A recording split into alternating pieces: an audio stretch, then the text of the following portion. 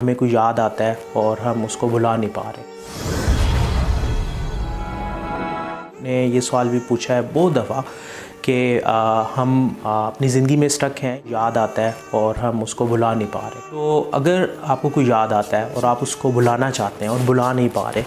तो उसकी रीज़न ये होती है कि आप उसको मज़ीद याद कर रहे होते हैं। बिकॉज़ किसी भी चीज़ को जब आप माइंड में स्पेस देंगे तो वो आपकी थॉट्स का हिस्सा बन जाएगा, और जब कोई भी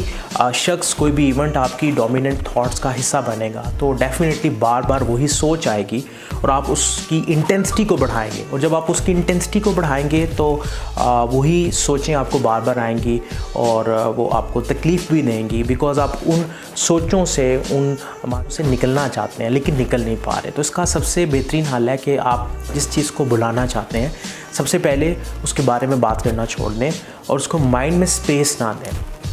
बिकॉज़ माइंड को नहीं पता कि वो चीज़ आपके लिए अच्छी है या बुरी है। आप जिस चीज़ को भी माइंड में स्पेस देंगे,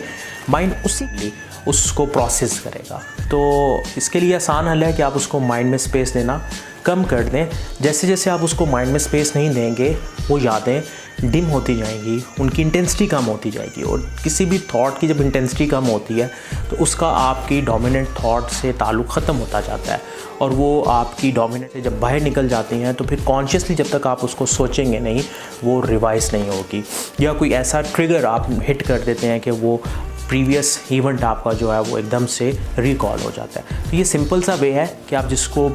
जिस माजी की यादों को भुलाना चाहते हैं उसको माइंड में स्पेस ना दें और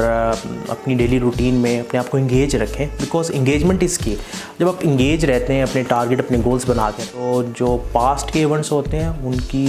इंगेजमेंट आपके प्रेजेंट के इवेंट्स में कम रह जाती है और आप अपनी एक नई ज़िंदगी का आगाज़ कर देते हैं। आप अपने एक नई जर्नी पर निकल पड़ते हैं, जिसकी वजह से आप आसानी से उस पास्ट इवेंट को भुला देते हैं।